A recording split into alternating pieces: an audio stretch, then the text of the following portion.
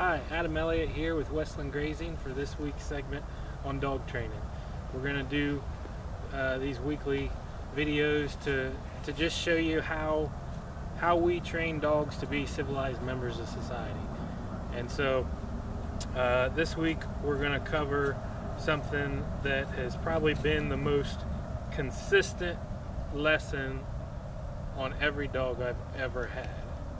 So one of the things that I get comments on about my dog's behavior or training on a regular basis over the years is people will say, wow, you know, Adam, how do you get your dog to just sit in the truck and wait on you? Because I'll be out at the grocery store, or I'll be out at a sale or at somebody's house, or anywhere I might be, and the dog's just sitting in the pickup waiting on me, whether that's in the bed or sitting respectfully on the floor of the cab. They just sit still and have good manners and wait there for me. And people are just amazed by that, and they always ask, well, how did you get to do that? So today I'm going to give you the first step in how I teach dogs to do that, which actually won't have anything to do with the truck. These things that I teach have multiple steps, multiple layers in the process, and things stack on top of each other to get the end goal. And so this will just be the first of many steps to that end goal.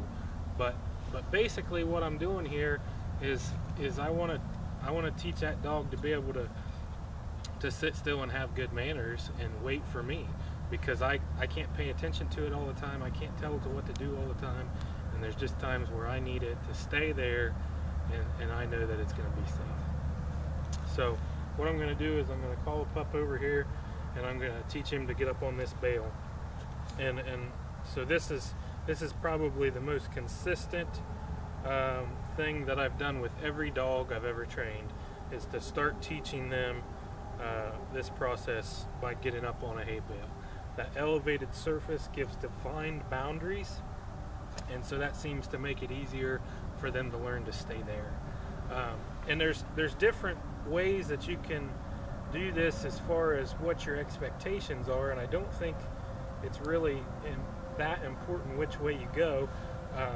Some people will like to get the dog up there and teach them the command stay, like stay there, and I'll tell you when you can get up. I don't usually do that. I use a load up, and what that means is get up on this object right here and stay there until I tell you you can get down. But I'm not going to tell you you have to stay. It's just an expected behavior. So a lot of my dog training is built around expected behaviors. I don't want to have to tell my dog every little thing that it's going to do, and I want to be able to just know that the dog's going to follow the rules and have good manners. So I'll call a pup over here, and we'll just show you what this looks like to start with. Ralphie, here.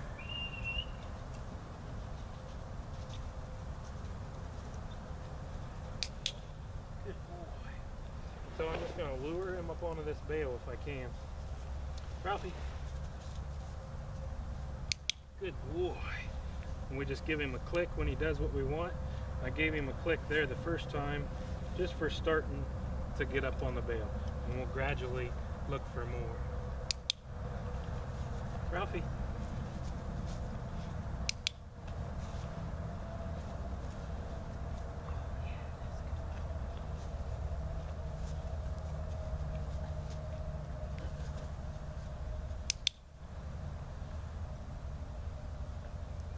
So what this marker training is doing is just giving him a positive association with being on this bale.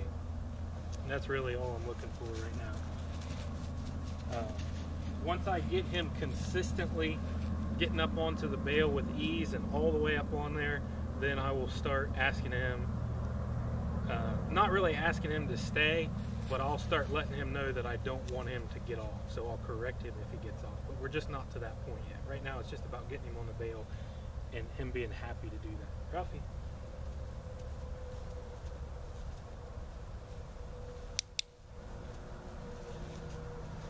Ralphie.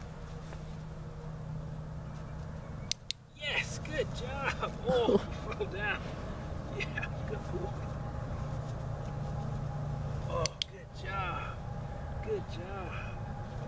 So now I got him up there. I'm just going to pay him for being up there. I'll just give him a few treats. Maybe move around the bale here. He got off, like I said, right now I'm not going to start correcting him for getting off. I want to get him really used to getting on and being happy about it, and then I'll introduce that correction. Ralphie. Good boy. I really like these clickers because they give a really consistent marker for what I want. It gives a sound that they don't hear anywhere else, and it's easy to be really good with the timing. Ralphie. Good boy. Good boy. Good boy. Yes, sir. That's a good dog. Good boy. So I like to get to where I can just kind of move around the bale with him on there without him getting off before I start correcting him for getting off. And again, the end goal of that is just so that every time I take him somewhere, Ralphie, and I tell him to load up on something, he's going to stay there until I tell him to get down. Whether that's, and in the end, that's going to be, whether that's in the bed of the pickup truck, on a hay bale, on a rock, or any place else. So that's a really useful skill that you can have on your dog that could quite literally save their life at any given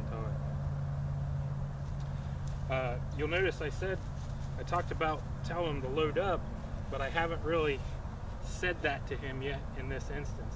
Ralphie, right now I'm just luring and using his name to call him up there, because I don't want to add that command of load up until I have the action exactly where I want it. I think that's a pretty common mistake that we have in training our pups, where we start saying the words that we want to mean something before we have the action correct, and so it just doesn't create as clear a communication with the pup. Ralphie.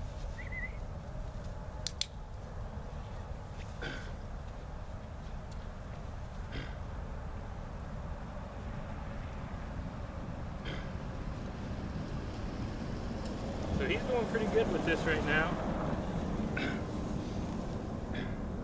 So at this point, Ralphie, that right there was the first instance of adding the correction in. Ralphie.